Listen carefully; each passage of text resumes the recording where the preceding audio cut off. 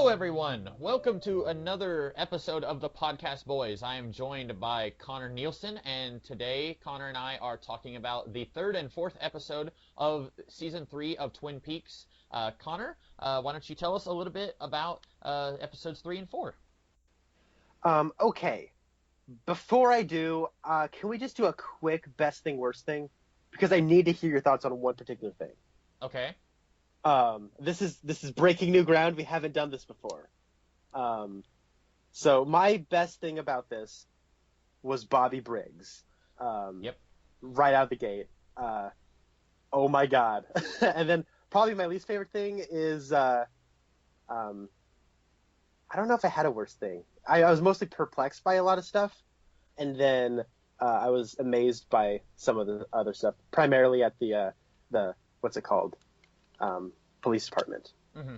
So quickly, what's your best thing, worst thing? I would say I agree with you, Bobby. Seeing specifically what he is doing in this episode, I really, really liked that. I would have to say maybe my worst thing might be the reveal of the second Sheriff Truman, and also getting to see Andy and Lucy's son. I was just really let down by that, and that's something that's like one of the things that like me, you, and numerous other fans were calling pretty early on when they said that Michael Cera was going to be in this revival. Almost everyone was like, okay, he's probably going to be Lucy and Andy's son, and he shows up and he's just really weird, and like I didn't really get anything from that. And then like I remember last week we were talking about, okay, there's two Sheriff Trumans. I was kind of hoping that it was going to be Harry's wife, and that she is kind of running things while he's sick. And it ends up being his brother, and it's some guy I've never seen before. And, I mean, he's not bad, but I don't really get anything from him either. There's more stuff I didn't like about this episode, but I guess those were just the two that jumped into my mind. All right. So, going into a plot synopsis, the episode 3 opens with Agent Cooper continuing to fly through space. There's a weird purple or pinkish cloud that he is falling towards, and he falls into the cloud, but he really, if we're being honest, falls onto a balcony that's in front of like a shore. Not even really a shore, but there's a big body of water, like an ocean, in front of him. And then he sees a set of doors. He goes into the set of doors, and there's an Asian woman with her eyes that have been stitched together. And this whole scene it's weird. It almost looks like it's trying to buffer. And it's the ISO is constantly changing on the camera from high gain and frame rate to smaller gain and more dark. It's hard to explain. It's really weird and sketchy. And then they're in what looks like in this room. There's a fireplace. There's a couch, and this woman who's in a red dress. She has her hair up, but her eyes are stitched together. And there is a weird vault-looking thing that almost has like a big circuit board in the middle, and there's a sign on it that says 15. So I'm going to assume that this is room 15. There's a banging on the door, and then Cooper is led out of the room up a ladder, and then on top of the ladder, they are no longer in like a weird like normal place. They're on this weird box floating through space, with what looks like a giant thimble on top of the box. And then the woman stops the banging and then disappears, and not disappears, she gets thrown out through space. And then all the weird like jaggedness and weird rickety nature of the filming stops, and then Cooper sees the head of Major Briggs flying through space, and he says Blue Rose. He goes back down the ladder, and there is another room. This room has the woman who played, what's her name? Ronette Pulaski is there. She's also wearing a red dress, and in the room is the Blue Rose. There's also another weird vault-looking thing with circuitry in it that has a sign on it that says 3. So I'm going to guess this is room 3. And then banging happens, and then he goes into the circuit board, and it's like electrically transporting him somewhere. While this is happening, Evil Cooper is in his Lincoln, having a very non-Matthew McConaughey drive in his Lincoln down a highway, when he is thrown off the side of the road. He crashes, and then he's trying to hold back vomit as the entrance to the Black Lodge appears. While this is also happening, there's somebody by the name of Dougie, who is also played by Kyle MacLachlan, is with an escort in Las Vegas, Nevada, and he is wearing the green ring from Fire Walk with Me, and his arm is dead. And then he's not feeling very well, and while the escort is taking a shower, he throws up and then gets taken into the Black Lodge. And while this happens, Cooper comes out of the electrical socket on the door with his suit on and is weirdly comatose. It almost reminded me of Leo after he got shot from season 2, and he can only say new shoes. It's like he can speak, but it's only in fragments, and it's only like weird things that sections of sentences that other people are telling him. The escort gives him a ride out of the condo real estate area. It looks like it's houses that have just been built and are still being awaited for sale. The place is called Rancho, Rosa Ranchero, which is actually the name of the production company. I don't know if you picked up on that detail that Frost and Lynch created for this particular season of television. There's also hitmen there, and the hitmen are going to axe off Dougie and the escort, but but through some coincidence, they don't shoot at her because they don't see him in the car with her because he doesn't have keys, and the only thing he has in his pockets is the key to the Great Northern, which is for room 315. So then the escort drops real Cooper, who she still thinks is Dougie, off at a casino, and then he plays jackpot. He plays the slot machines and then gets a bunch of jackpots. Also in the red room, Dougie is there, and he gets turned into a golden bead. And then evil Cooper is arrested after cops find his car on the side of the road all wrecked up. Meanwhile, at Twin Peaks, Hawk, Andy, and Lucy are looking through all of the evidence from Cooper, and there's a funny little farcical scene about chocolate bunnies. Also happening, there's a new Sheriff Truman, played by Robert Forster, who I think is credited as Frank Truman. And then, so when we're here, we notice that there's an old guard of the Twin Peaks PD and a new guard. The old guard seems to accept the supernatural circumstances around them and be more in touch with it, while the new guard is jaded and is a little cynical towards these weird mystical mumbo jumbo stuff with like the log lady and whatnot. Also among this new guard is Bobby Briggs, who's now a police officer, in a moment that almost brought tears to my eyes. He also comes in to see the evidence and sees the picture of Laura Palmer, which for the first time this whole revival brings back the Laura Palmer theme. We also get to meet Andy and Lucy's kid. It is Michael Cera, and he is doing a Marlon Brando impression, and he has a lisp. It is one of the craziest things I've seen in this whole revival. Frank Truman doesn't seem too impressed by him, but it appears that Harry S. Truman is ill and is in the hospital. I really hope Michael Ontkean shows up. I'm trying to think what else happens. So Mr. Jackpots, which is just Cooper, who everyone thinks is Dougie, but his mind isn't all there. He wins just a bunch of jackpots in a very Shaggy Dog-esque scene. And then he gets taken to his house through a series of long scenes, and his wife is played by none other than Naomi Watts. More of the familiar Cooper trappings start to appear as he drinks coffee for the first time. A little kid gives him a thumbs up, who is Dougie's son. And then at the FBI, the Gordon Cole, Albert Rosenfield, and a new FBI agent who looks remarkably like my cousin. I'm not making that up. It's like, I was thinking. So when Albert and Denise and Gordon are all talking about how hot she is, and you're like, "Ew, stop! That's my cousin." I'm like, doesn't she almost look exactly like my cousin? She's my cousin. So Gordon Cole wants my cousin to be with him as they go to investigate the reemergence of Cooper, but it's actually evil Cooper. We find out that Albert had assisted Philip Jeffries years ago to give Cooper some information that was top secret.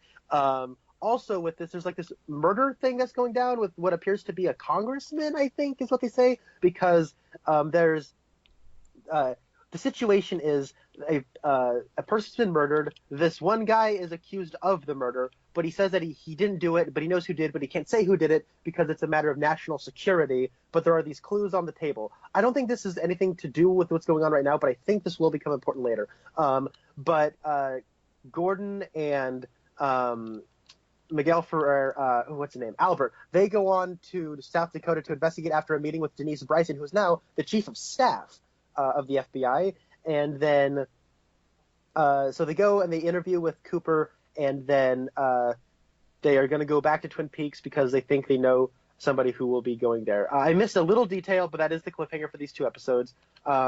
Meanwhile, back in South Dakota, with the cop from The Dark Knight Rises, and they have a match of the John Doe, the male body John Doe that they found last episode or in the first episode, and but they can't access who it is because it is being blocked by the military. So this is why I think it has to connect to that first case that the FBI was investigating.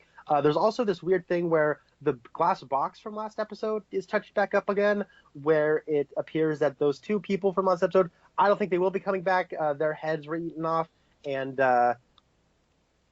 one of the cameras picked up a fragment of Cooper's reemergence, real Cooper's reemergence, as he was, I guess, leaving the Black Lodge last episode when he was floating through space. All right. Sorry that took a long time, but a lot happened in this episode. Comixkid, how did you feel about these 2 episodes? Okay, so I think that these 2 episodes are a lot more cohesive, and you can understand what's going on a lot more than what we talked about last week. But I still don't like these episodes.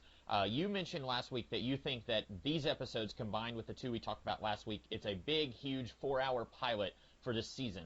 And I think maybe that's true, but I think that they could have done a much better job of giving us a pilot. I don't care if you're going to give us stuff that doesn't make sense. That's par for the course with Twin Peaks, but there is so much garbage in this episode that we're talking about this week and last week that you could have just cut out and just give us the meat. And I understand that Lynch wants to set up atmosphere, but he spends like 7 minutes talking to that girl with her eyes stapled shut or whatever, and I'm just thinking, like, let's get on with it. We can move on and do something else. Like, they go out into outer space, and then she flips a switch and falls into outer space. Like, I didn't really think any of that had any importance in this episode, and that's kind of what I'm feeling about this whole 2-hour thing that we're talking about today, and that's definitely what I felt last week. But at least this week, there is a common thread throughout.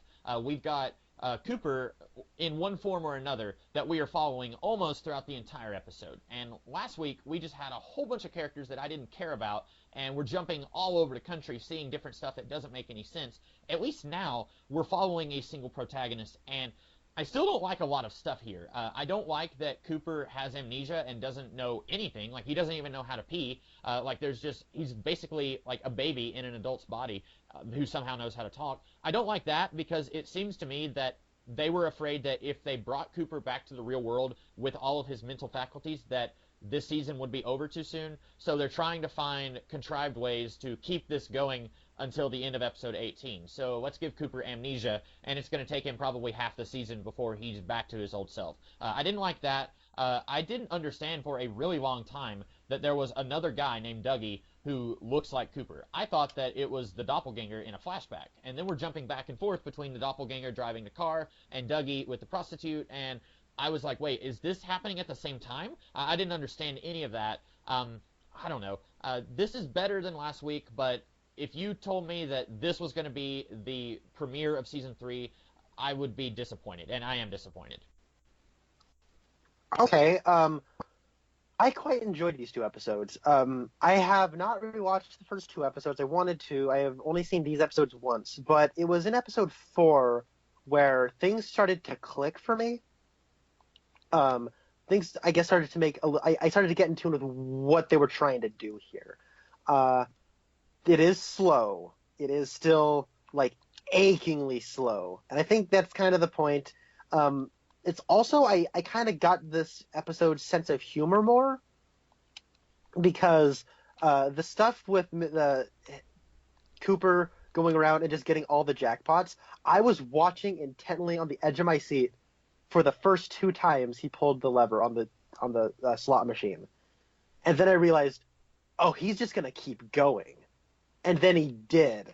And then I realized what I was watching was one of David Lynch's classic Shaggy Dog jokes, just going on and on and on. And I actually found it rather humorous. And I think I will find these scenes more humorous when I go back to rewatch them. The stuff with Dougie and Evil Cooper and Normal Cooper now out of the lodge. I think I got it. They make a point where Dougie checks his watch and it's a specific time, and then Evil Cooper looks at the clock in his car and it's a specific time. So I think that's trying to convey that, look, this is all happening at the same time. And then when Dougie goes into the Black Lodge, One-Armed Mike says, "You were manufactured for a purpose, and now that purpose has been fulfilled." And I was thinking, okay, so what's going on here? I guess Evil Cooper created Dougie as a way of getting out, but how long has Dougie been a person? Because it looks like he has a family and a job and a wife and all that sort of stuff. So that's all interesting to me. I'm much more intrigued by what's happening this time around than I was last episode. So I don't know. I guess it just kind of clicked with me better this time around. It is an improvement. I just don't think I'm going to enjoy the direction the series is going. I think David Lynch has a very specific idea of what he's doing with this season, and it is completely opposite of what I wanted to see with this season when we were talking about things we wanted to see, things we didn't want to see. This is a little bit more reined in than the previous two episodes, but I still don't like that we're jumping all over the place. We still spend maybe 15 minutes in Twin Peaks over the course of these two episodes. Maybe more than that, but I mean, we spend a lot of time in Las Vegas. We spend a lot of time in South Dakota, and it just doesn't seem like we're doing enough in Twin Peaks. I feel like part of the charm of the first two seasons was that almost everything happens in Twin Peaks. We get a little bit of stuff outside of Twin Peaks in Fire Walk with Me. We have James who gets with the Cougar Lady, and that's out of town. But I feel like that was okay, whereas this just feels like, I don't know if he has a bigger budget now, or if he's just like, none of the higher ups are editing any of his decisions. He can do whatever he wants. So he's just kind of going all out, and now we're going to do all this stuff in South Dakota, and we're going to do this stuff in Las Vegas. I really feel like, when we were talking about what we wanted to see with this season, what we didn't want to see, and I talked about how George Lucas had a lot of people who helped him in the creation of Star Wars with the original trilogy. There were people like Leigh Brackett and Richard Marquand and stuff like that, who they helped create Star Wars and make it what it is. And then Irv Kershner, he was another one. And then with the prequels, it was all George Lucas. And he didn't have anyone to tell him, no, this is a bad idea.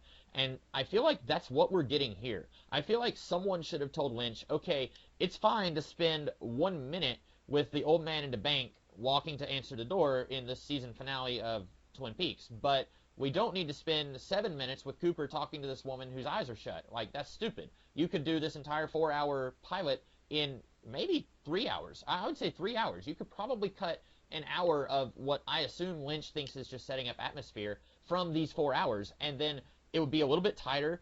You could still have Lynch's trademark sense of humor, but it's not going to be dragging on as much and making me constantly look at my watch wondering, when are we going to get to the point? When is something actually going to happen?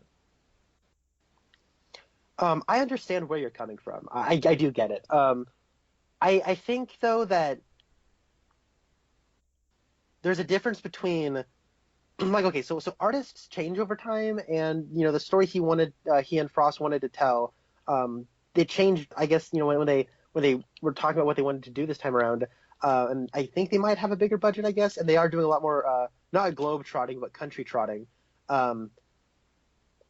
I didn't particularly want that. Like you, a lot of the appeal of Twin Peaks was, well, it all takes place in Twin Peaks. But we're not getting that this time around, and I feel like everything's going to converge there, though. That's the feeling I'm getting.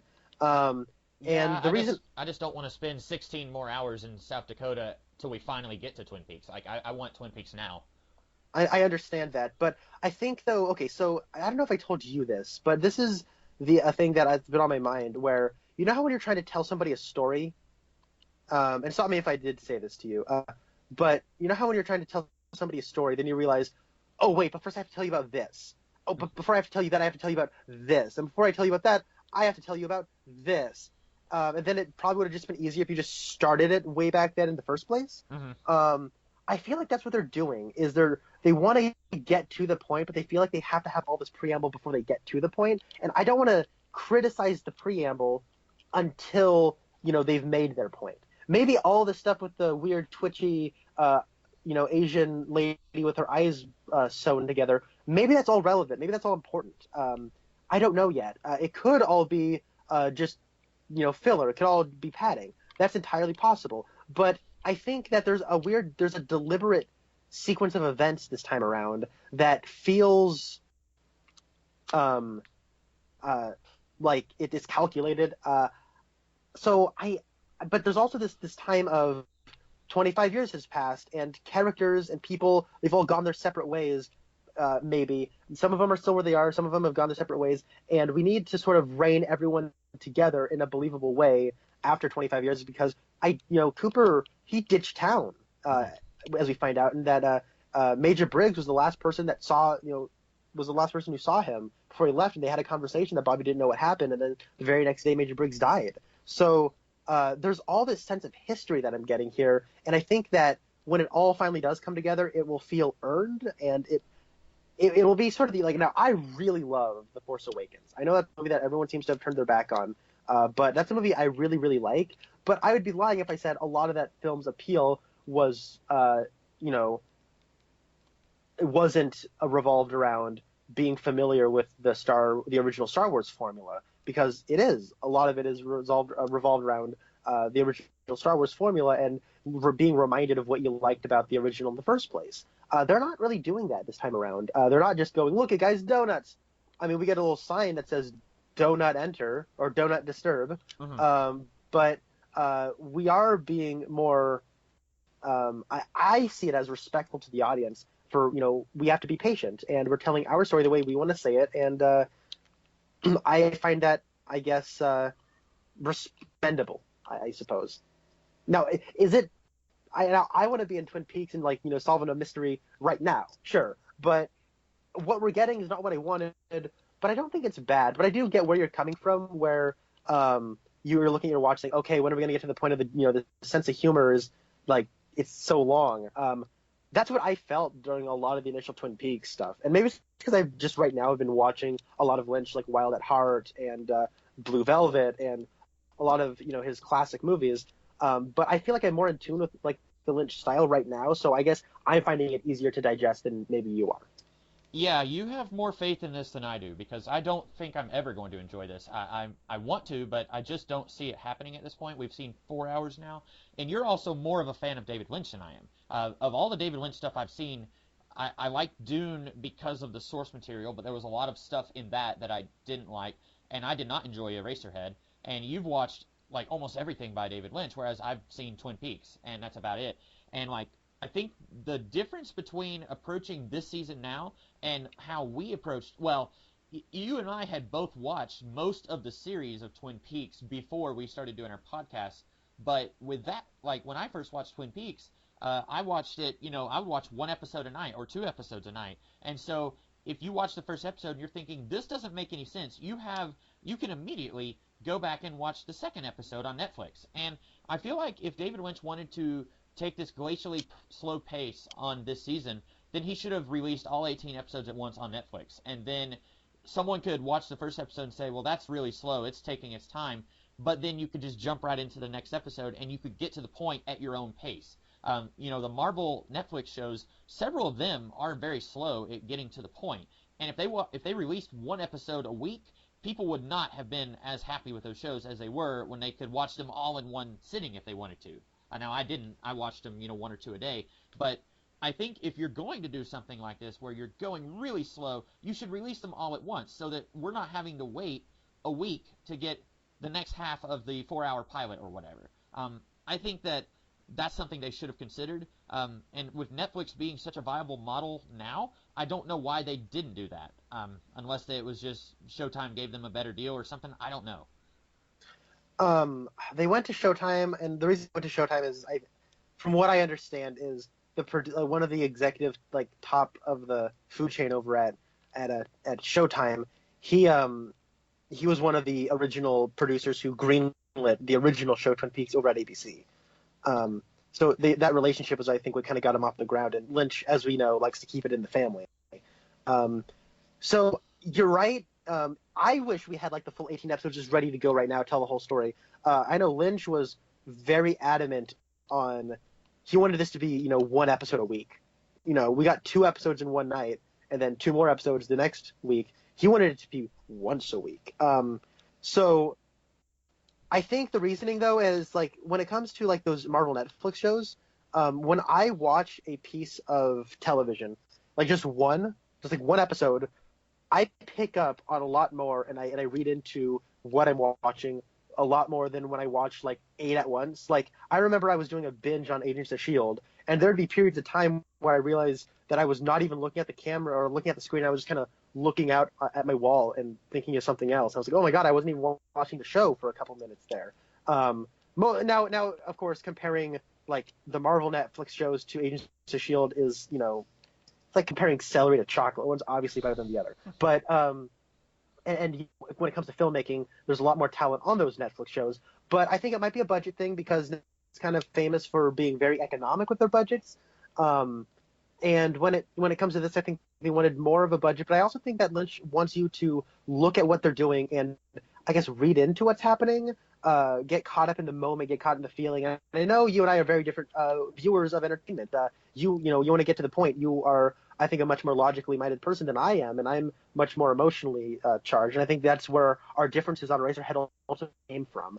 And with this, I was able to get more in tune emotionally with what was going on than the first two episodes. So I think that's why I found the very long scenes of farce and comedy to be rather charming. I really like the stuff with Dougie and or like Cooper. Everyone thinks he's Dougie, and like his wife and his son at breakfast. I found that all rather amusing.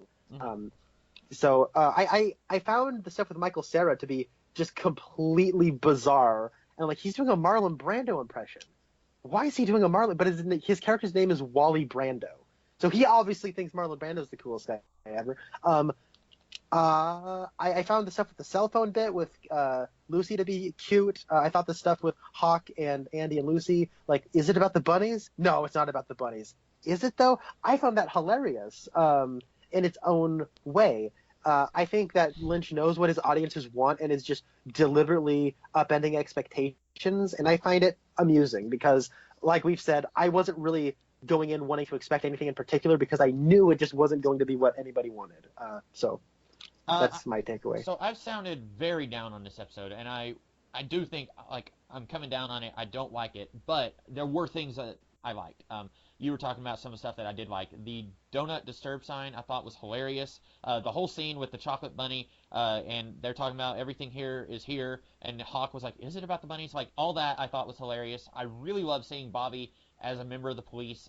We had talked about how his character grew so much over the original series, and I like that he is now at a point where he is past his immature punk days when he was in the original series. I love that.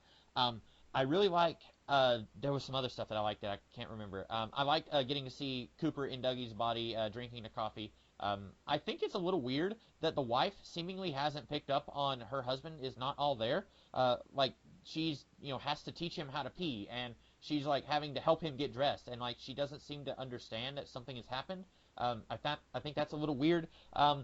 I liked Albert and Gordon Cole. I liked all of that. I'm a little confused on the chronology of what happened after the season 2 finale because Bob and or the doppelganger possessed Coop, and then apparently he went to go talk to Major Briggs. I'm guessing that he killed Major Briggs because he was one of the last people to see him alive, and then like he had a conversation with him.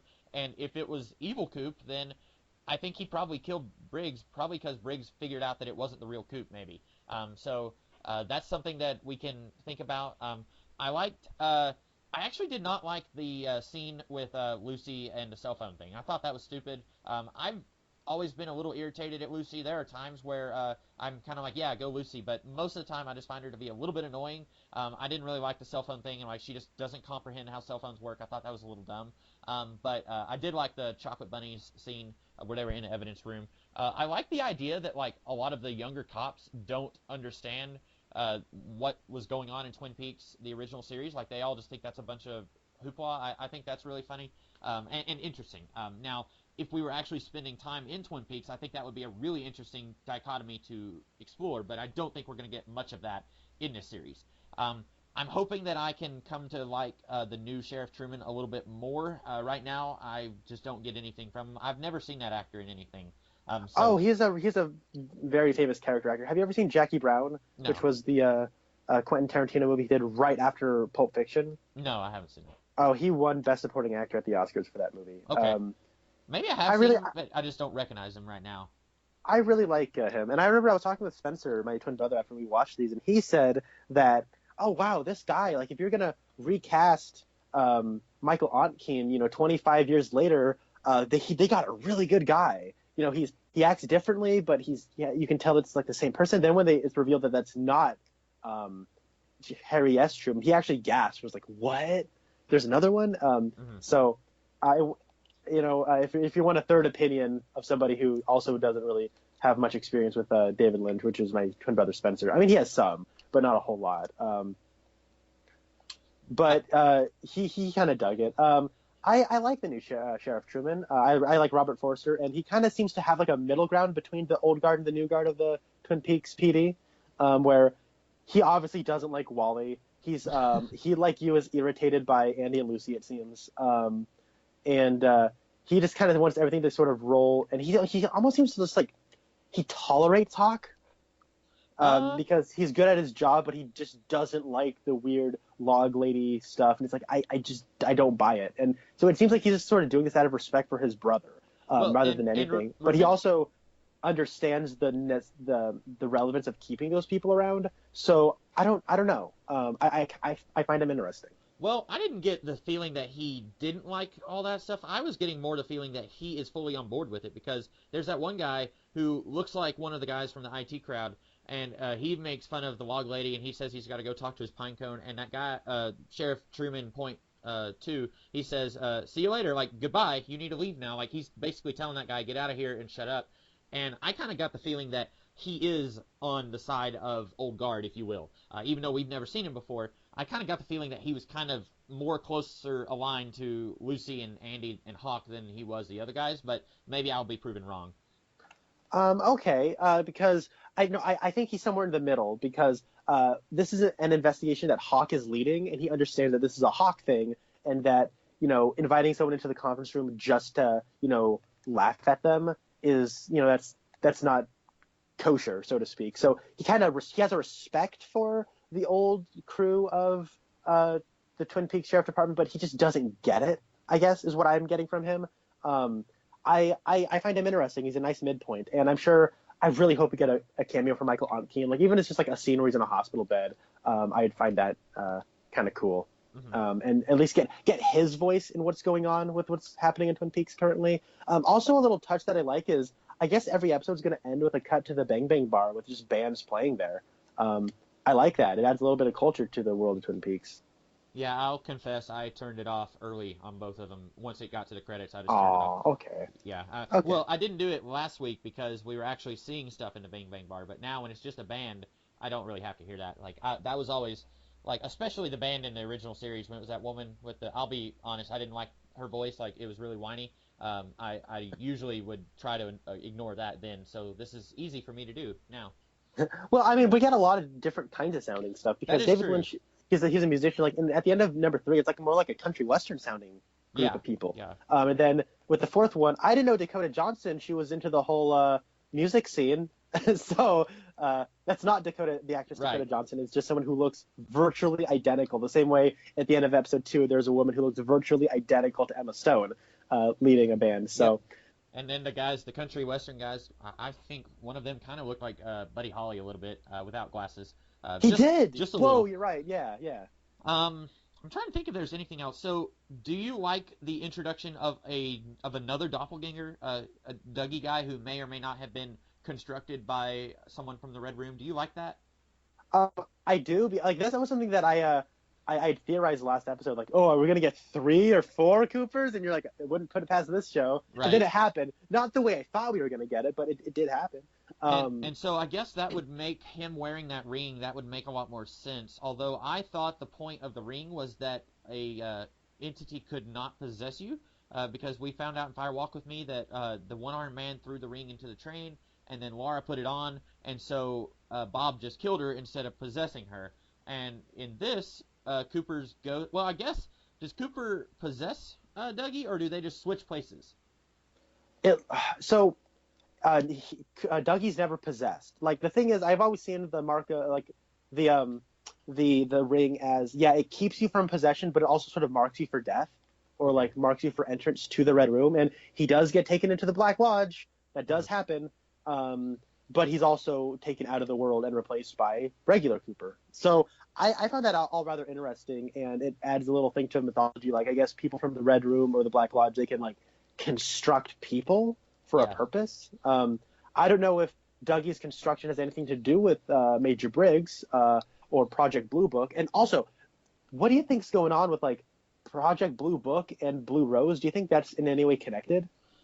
Yeah, probably, maybe, I don't know. I think, if I'm not mistaken, Project Blue Book was a real thing that the military was investigating. And it was maybe to do with investigating aliens or something like that. It was an actual thing in real life. And then the Blue Rose cases were from Fire Walk with Me, and that was, to the best of my ability to explain it, that's kind of like what Mulder and Scully are investigating in the X-Files. It's like unsolvable cases with weird paranormal stuff attached to it. And so I guess, Major Briggs, who, like, when the floating head was going through space, I was like, oh, is that Brian Michael Bendis? And then it's like, he talks, and I'm like, oh, it's Garwin Briggs. But I guess maybe there is a connection, but I'm wondering if it's like there's one entity that is kind of branched off this investigation into two separate directions. Like there's something high up in the U.S. government, and it's like, okay, we're going to have the military investigate this, and we're going to claim that they're investigating aliens, but maybe they're really investigating something else, and maybe Briggs didn't even know what they were investigating. Maybe when he said it's classified, he didn't even know, and he thought something, but he wasn't really sure. And then the Blue Rose stuff is something that we're going to have the FBI investigate. Maybe the CIA is also investigating something, or NSA. Maybe there's all sorts of branches of the government that are investigating different facets of one thing, and we don't know what it is yet. Yeah, that's possible. The reason I said I'm thinking of a connection is because Garland Briggs, worked on Project Blue Book. That's a thing that was well known in the original series. Yeah. But his head says Blue Rose. Right. And there's blue is associated to both of those projects, right? Gordon Pole's Blue Rose cases and Project Blue Book. So I don't know. I was just theorizing more or less. Almost like different colors. Like, color is really important in Twin Peaks. The Red Room, the Black Lodge, Blue Rose cases. Like, I'm trying to think if there's any other things other than just, like, a character associated with the color. And I just watched Wild at Heart, and there's a lot of references to The Wizard of Oz in that movie. And Laura Dern in that says to Nicolas Cage, when we're having sex, you take me almost over that rainbow. And then, like, later there's a montage of them, like, getting it on. And like there's like these weird colors superimposed over it, and it's like red, orange, yellow, green, blue, purple, indigo. Right. I was like, oh, that like the colors mean something, right? Like she's getting taken over the rainbow or whatever. So yeah, you're right. Color is a very important thing, especially in Twin Peaks. Like the women wear red dresses, and when in like the weird place in space with like the banging noise, and they say, "My mother is coming."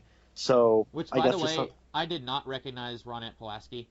Last time I saw her was in Fire Walk with Me, and that was like I was 3 when that movie came out. I think that was 92 or 93. 92, yeah. Okay, so I was like 3 years old, so I hadn't seen her in anything since then. And so, I mean, she looked. Now that you say it, I'm thinking, okay, yeah, that was her. But I didn't know that was her when I was watching this. So I thought. I didn't know it either. And she said, "My dad is coming," and I'm thinking, like, well, Mr. Pulaski was in like one episode, and like I don't even know if he had any lines. Like that's weird. But yeah, I don't know if she's coming back or not. Well, one thing that we can theorize now, this is a great cliffhanger, is when Albert says, I think I know where she drinks. I know someone who can help us. And it cuts to the Bang Bang bar at the end. And then you're like, all right, the scene's going to get started. And then, nope. Yeah. I was like, come on. So who do you think it is? It might be Ronette. Oh, really? Okay. Because I'm thinking, but at the same time, okay. So last time good old Albert was in Twin Peaks, Ronette was in a coma, right? Yeah. And that's the thing. 25 years of history has gone down, and we don't exactly know all the details of what happened in between. So Albert was not very friendly with anybody in Twin Peaks, like at all. He was very much against the locals, and he's also very much against the locals in South Dakota. I think you and Albert would get along very well because he also seems to hate South Dakota. It's not that I hate South Dakota; it's that I love Twin Peaks. No, I understand. No, any of you South Dakotans who are listening to this podcast, I have no ill will towards you. So he what's going down? There's that one little thing where he seemed to like vomit a poison. He must have eaten local. That was a really funny line. I apologize in advance for Albert. I really like. There's one scene where they're in the car and Gordon Cole says, "We're not anywhere near the what? Oh man, it just slipped. Mount Rushmore. Mount Rushmore." And he says, "Here, I got you a picture." And it's like, oh, he cares. Like that was sweet. And then, Yeah. and then we segue immediately into Gordon Cole was like, "Hey, what's with this one woman? What's with Connor's cousin? Why is she?" And he said, "She gets a little car sick." And he said, "Cossack? We're not anywhere near Russia." And he said, "Car sick!" Like he yells it, and like the one guy like veers the car a little bit. So like we're getting elements of the old Albert, but he's also quite a bit softened in the 25 years since we last saw him. Yeah, like I don't know. I don't think he's any less of a curmudgeon. I just think he internalizes it a lot more. Mm-hmm. That's the feeling I got from him, where he's got like this quiet anger about him. Yeah. And like that he Miguel said, Ferrer is so good. He said, "I apologize for Albert in advance." I'm thinking like you're apologizing for him now, but like where were your apologies 25 years ago when he came to Twin Peaks and everyone hated him? But yeah, I was thinking Audrey at first. I was thinking, okay, Audrey knows Cooper better than anyone, and so we're gonna go to Twin Peaks and we're gonna get her. But Ronette would also make sense because they used her. They showed her the picture of Bob, and she's like, "Oh no, don't show me that." So like maybe they're thinking, okay, she has experience with that case, so Cooper's acting funny. Let's get her here, and she can sense if that's the thing that attacked her 25 years ago.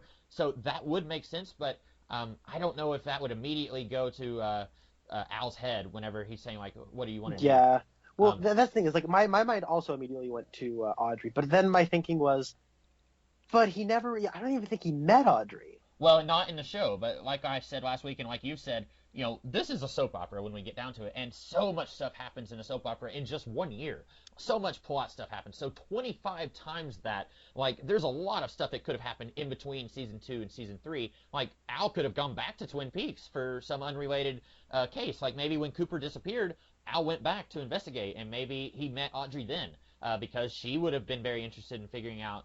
Although Audrey, last we saw, she blew up in a bank, and we know she's coming back, but we don't know how. And we haven't seen her yet, so maybe she's dead. Maybe she's in the Red Room. I don't know. Or, well, we haven't seen her in the Red Room, but you never know. Yeah, there's all sorts of directions they could go with that.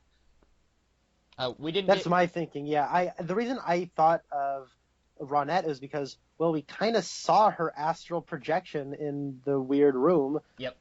And in the credits, it's listed as American Girl. Oh, okay. And it said Phoebe Augustine. I went, hold the phone. Phoebe Augustine is Ronette Pulaski. Uh-huh.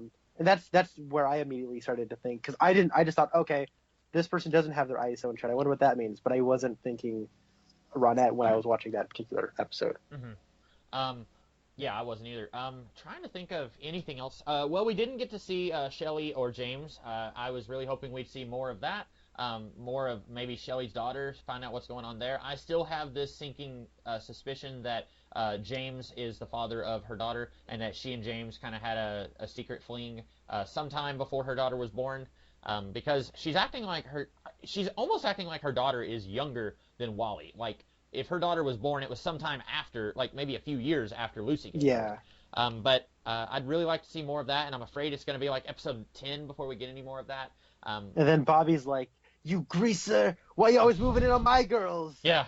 But yeah, we didn't see Shelley at all in this episode, and we did get to see Bobby. We don't seem to have any indication that they're together, but that doesn't mean anything because we didn't see them on screen. I'm trying to think of anything else we could talk about here. The guy from The Dark Knight who was working with the Joker, and he's the one that Harvey was like flipping the coin, and he was also in Ant-Man. He was in this episode. He works at the casino. Yeah, he does. I saw him, and I was thinking, where have I seen him? And it's like, oh, okay, yeah.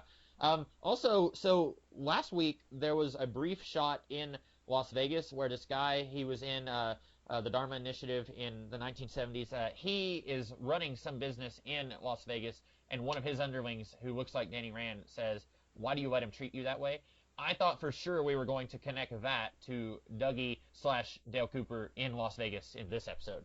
Because when she dropped him off at that casino, I thought, okay, so he's going to meet the big man in charge, and then it's going to be that guy, and then he's going to be like, holy cow, you're the guy who's been blackmailing me, or something like that. I thought we were going to get some connection to that because it's in Las Vegas, but Dougie is still in Las Vegas, so I guess it could still happen. Mm-hmm. I think we might get a little window into who the secret billionaire is. I think it's all connected. Maybe it's Benjamin Horn for all we know. I don't know. Do you think that those guys who are trying to kill Dougie in that neighborhood, do you think they're working for the secret billionaire? Maybe, I think, yeah. That was what I thought. Of course, that was when I thought this was actually Dale Cooper. That was when I still wasn't catching on to the fact that Dougie was a separate guy. So I don't know why anyone is gunning for Dougie on purpose, unless they think it's Dale Cooper. But anyway, I guess I'm trying to think if there's anything else to say, because I pretty much said all I wanted to say. Next week we'll be talking about one episode, right? Yeah, that's okay. True. I think that may be a little easier than talking about two at once. Like, it's really hard to digest 2 episodes and then talk about it in a reasonable amount of time. No, I understand that, yeah. Did you have any other thoughts about this episode? I'm trying to think. So much of these 2 episodes are dedicated to not Agent Cooper, or like Agent Cooper, but he hasn't fully returned yet.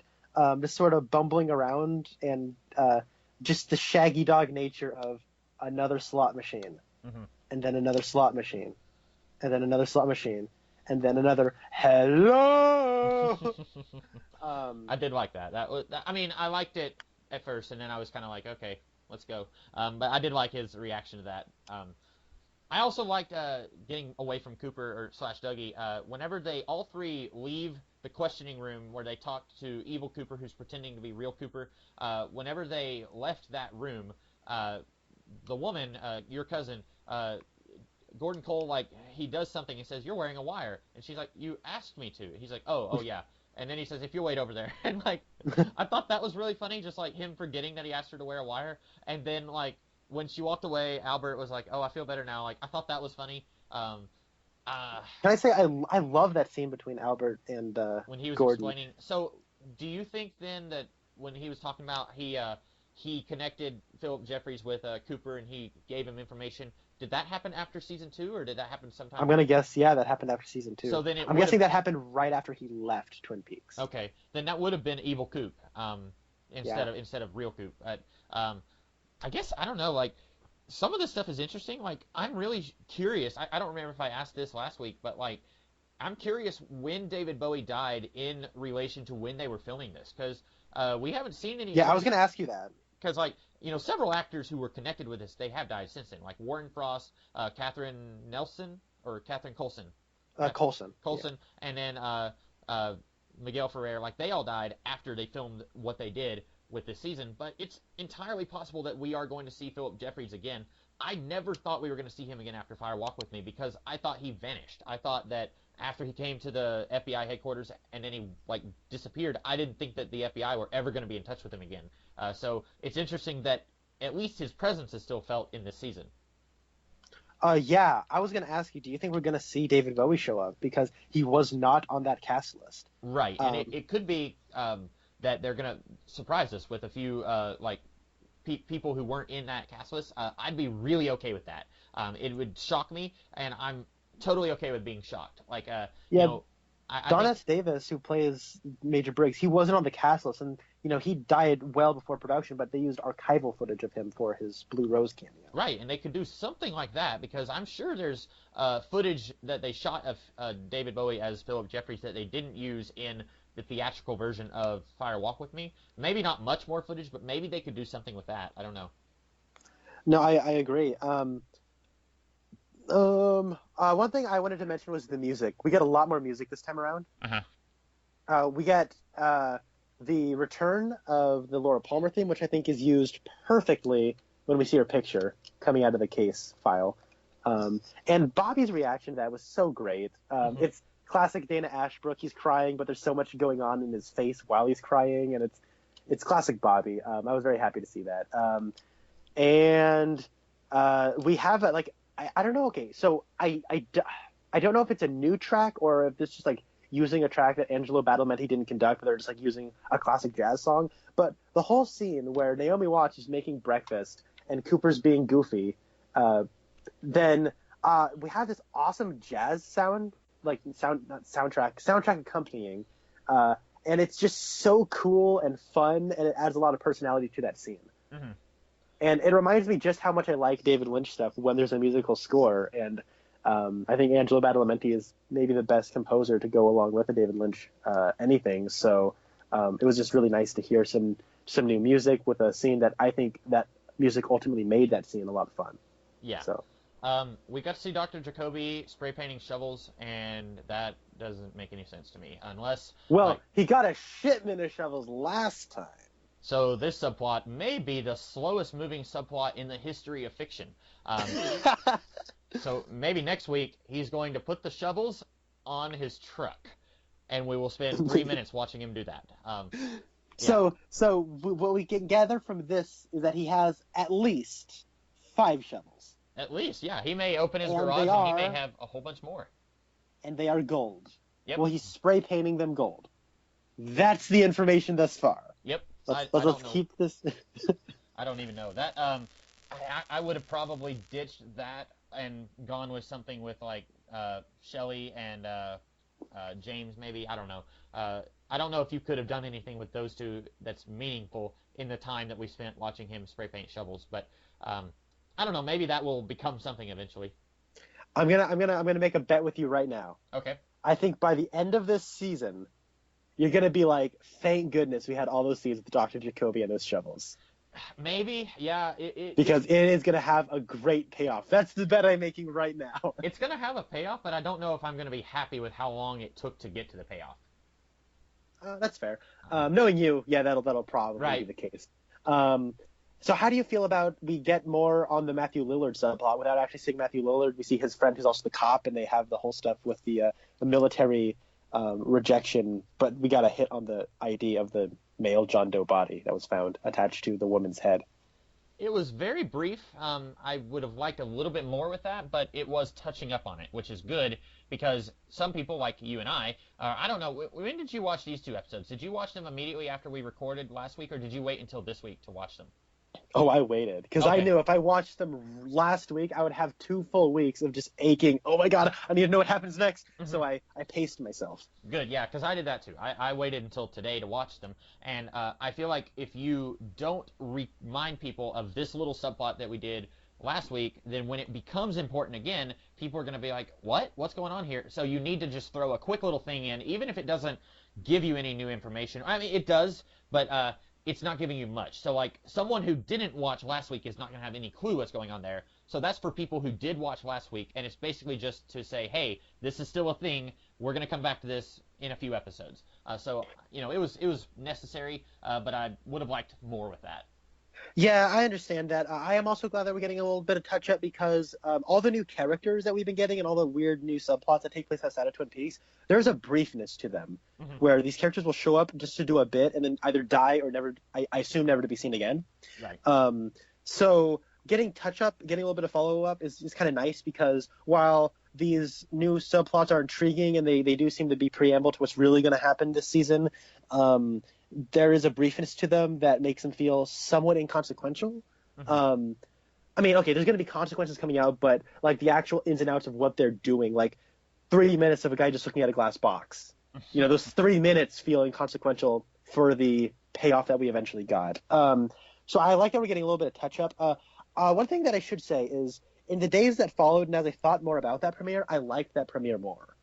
Okay. And I watched this a couple nights ago because I realized on Sunday night I wouldn't be able to like watch these two as they premiered, so I cheated and watched it on Friday night. I'm sorry. I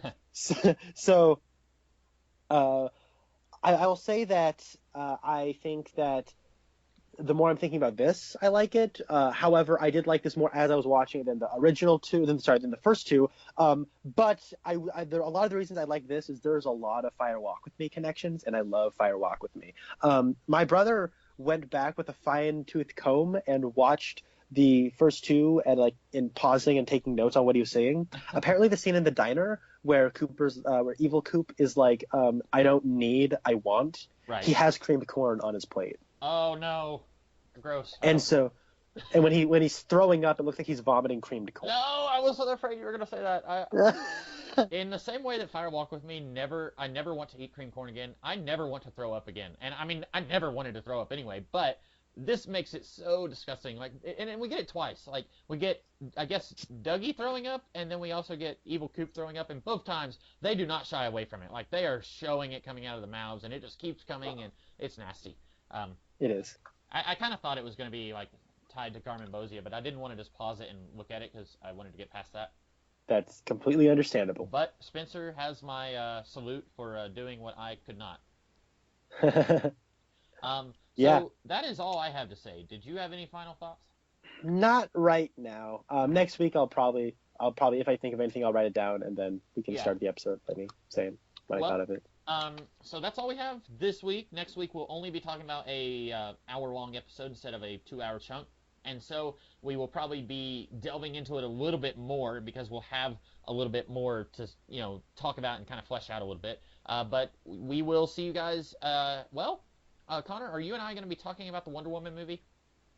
Yeah, sure. Why not? Okay. Then you will see us again later this week when we're going to try and talk about the Wonder Woman movie before the next episode of Twin Peaks. But then if you're just here for Twin Peaks, then you'll see us in a week. So I am the Comixkid 2099. And I am Connor Nielsen. And we will see you guys later. Have a good one.